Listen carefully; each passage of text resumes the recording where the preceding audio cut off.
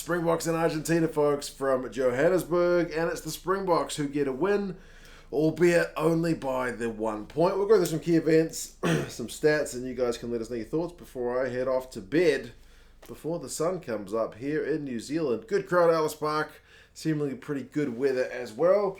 Last home game for these Springbok guys before the World Cup. You know, last time, a guy like Duane Vermeulen's going to play on home soil. He spoke after the match and seemed, you know, pretty, like, as emotional as that guy can get. But, yeah, it was a big occasion, certainly, albeit without the kind of pressure of the Rugby Championship itself to play for, with the All Blacks having already kind of wrapped it up earlier in the day. But it starts controversially with Juan Cruz Malia smashing into Grant Williams within like 10 seconds of the game, trying to charge down Williams as he makes a clearance, and he absolutely clatters into him.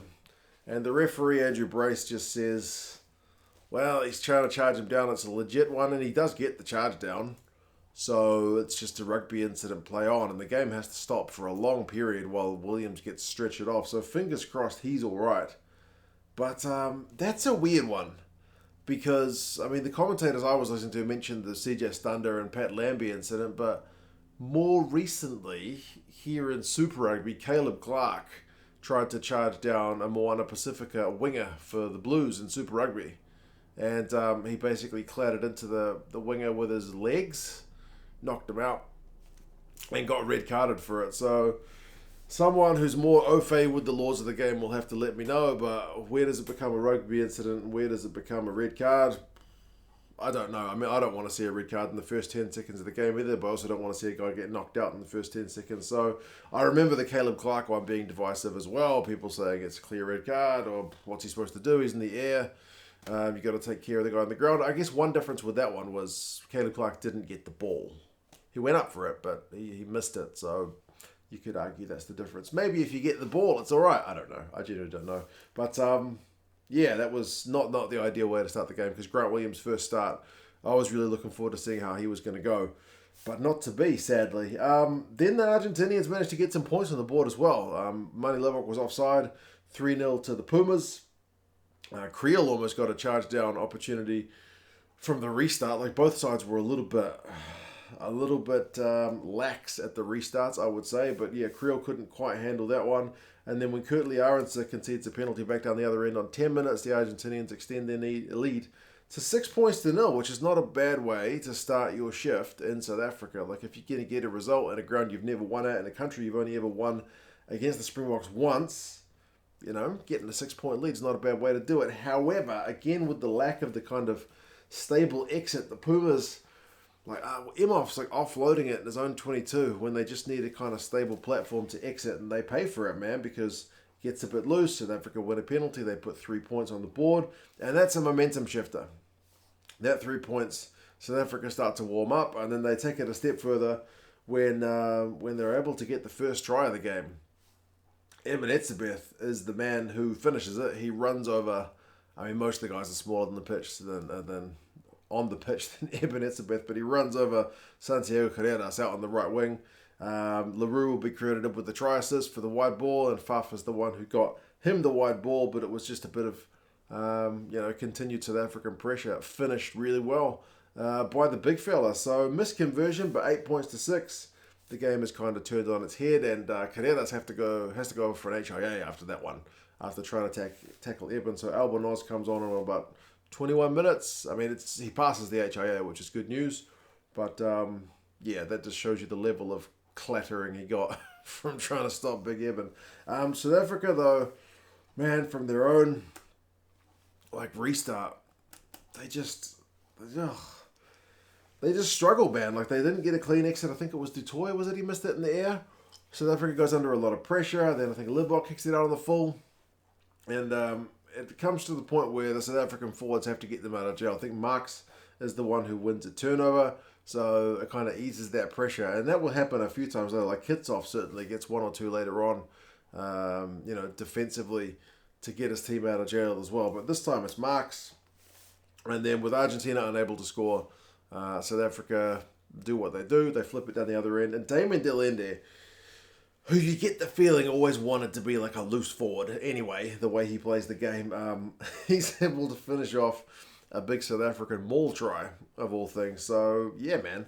Try to Allende, it's 15 points to 6. It's starting to look like it could be a pretty long day at the office for the Argentinians, because that's 15 unanswered points from the Springboks. But the game is certainly kind of not done in its ebbs and flows at this point. I mean, South Africa, again, with the lack of the exit, I feel like a broken record, man, but these are the guys who just kept doing it. This time it's Roux who knocks it on in his own 22. Like, the pass from Libbok to Roux was fine. It was straight to his chest. He just looked up, dropped it cold, and then, the Pumas are hot on attack. This time it is Kitshoff who gets them out of jail by winning a penalty, but then Vermeulen concedes a penalty not long later at the breakdown. After Lavanini, to be fair, who made a bunch of carries, he's picked up a couple of balls, like, right down by his ankles, which is not bad for a big unit like Lavanini. A bunch of Argentinian carries. They opt for touch for that penalty, but end up knocking it on. So certainly a big missed chance for them. But then a soft penalty from the South Africans from kind of turnover ball means the Pumas are able to opt for 3 this time. Santiago Carreras has come back on. He slots it, so it's 15 points to 9. There's got another injury incident later on when Lucas Paulos, the big lock, who's getting his first start of the Rugby Championship, I think. He tries to tackle big Duane Vermeulen and just gets it wrong, man. He gets his head in the wrong position, gets whacked by Vermeulen, I think it was his hip, and he gets KO'd. So he goes off on a stretcher. Hopefully he's all right as well. But it's a really long stoppage, that one, because they had to get him on the stretcher, and they had like oxygen on him and everything. So as I said, knocked out pretty badly, but fingers crossed he's all right. And last chance in the first half goes to Kurtley Arendse, who goes close, but that man Santiago Carreras, who's come back on, bit of a try-saving tackle on him out wide. So it's a really kind of weird game. Like, the scoreline's 15-9. South Africa's had 200 run meters to 42, like less than 100 run meters in a half. It's kind of low for the Pumas, but they've been booting a lot of ball. Like, they've had 11 kicks to South Africa's 14, and they've had less possession, 47%.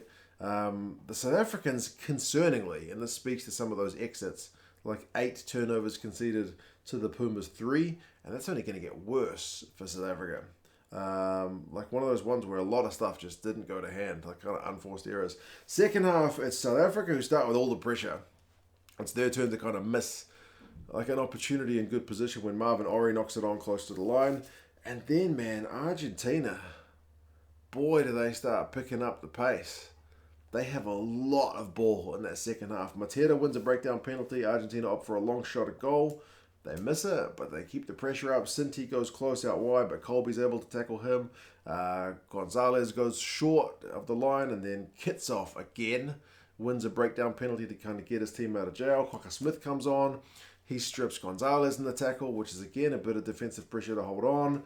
You do get like a little mini comeback from the South Africans when like Snyman's on. He offloads to Marx, who gets a big old carry, but mostly all the ball is with Argentina. Like, I looked it up at like 64 minutes, and the second half possession and territory was easily 60+% Argentina.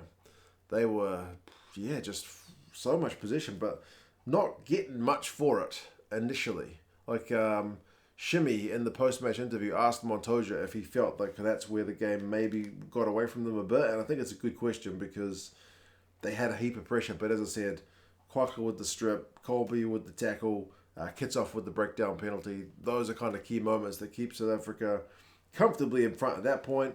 Argentina missed another shot at goal, which is 6 points gone a begging. And then it gets worse for Argentina, and that the next try is bloody Manie Libbok. How did that happen when it's all Argentinian pressure? Well, it's the defense, the speed of the South African defense forces the Pumas guys to throw some passes that maybe were a little bit rushed. Faf de Klerk pounces on a loose ball, and he gives it to the quicker man and Manie Libbok. So unselfish play, converted 22 points to 9. So, I mean, you could say against the run of play, but it doesn't really do the defense justice because the defense made the try. Damian Allende gets a yellow card on 72 minutes for a deliberate knock on, and maybe that extra man gives the Pumas that little bit of extra space they needed to finally crack that South African defense. Wide ball, Moroni goes close.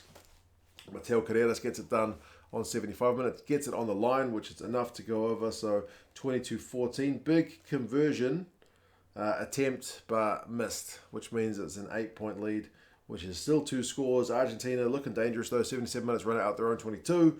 Put the boot through. Kolbe has to kind of scamper around. He's got the gas, but he's under pressure, so he puts it down his own in goal. Scrum for Argentina. Heap of pressure. Eventually, after some phases, Bertrand goes over for a consolation try, but that does bring it to a 1-pointer. So the scoreboard will show that it's a 1-point game. Realistically, the Pumas couldn't have won it at the death because they missed that conversion and some earlier chances in the game, to be fair, but yeah, it's going to look good in a few years when you've forgotten like how the kind of game came and went. It'll just look like a 1-point loss, which is a pretty close loss at the end of things. So yeah, still a fair bit to work on for the Boks for sure. I think they'll be happy with how much they were able to kind of shut down those opportunities when it was 15-on-15, but they won't be happy conceding a couple at the end. For Argentina, they'll be happy how much possession and territory they were able to get in that second half, because not many teams were able to do that in South Africa, but they'll be a bit disappointed they couldn't convert some of those earlier chances, be it penalties or tries. Until that yellow card came. Possession overall finishes 41-59. And I don't think a team has managed to get more possession than South Africa in South Africa since about 2021. I think the All Blacks managed 50% against them in that second game last year where the All Blacks won, I think, at Joburg, right? That's the closest it's come. The South Africans always have more possession. Second half was 68% possession and 70% territory to Argentina. So, like I said, it really was lopsided. However, like the Boks have got 8 clean breaks to the Pumas 6, which speaks to the Boks attack, doing a little bit more with less. And then 20 turnovers conceded to 8 is horrendous by the Boks. I don't think you will see them cough up 20 turnovers conceded again this year. That's massive. Massive. That's unbelievable. Like, how do you cough up that much ball when you've only had 41% possession? Yeah, that's uncharacteristic. So, and also 12 penalties conceded to 10. On the plus side, both sides had good lineouts. 100% for both. The Pumas goal kicking also let them down 57%, whereas the Boks were at 75%. And the Boks managed 399 run meters to the Pumas 243. So despite all that Pumas position, like that kind of go forward, still maybe a little bit lacking. But they'll be pleased to at least be taking that step forward. Individuals, Vermeulen made 57 meters. Eben had like 15 out of 15 tackles, made 20 meters and beat 3 defenders. Libbok had 3 defenders beaten the 69 metres, albeit a fair few of them for that kind of turnover ball try of his. Lavanini had 14 carries. He was really busy. Montoya, 10 from 11 tackles. But yeah, kind of a weird game. As I said, not many teams can go to South Africa and just, dominate the pill like they did. But, it just took them too long to score, the Argentinians. So they'll be a little bit regretful. And for the Boks, they'll be happy to get the win, but still know that they can take it up another gear. So, interesting times. These guys meet again in a week over in Argentina, which will be an interesting one in terms of selections and how the teams go. But, I'm going to go get some sleep. You guys let us know your thoughts on the game. How do you think it went? And, I'll talk to you guys again soon. See you later.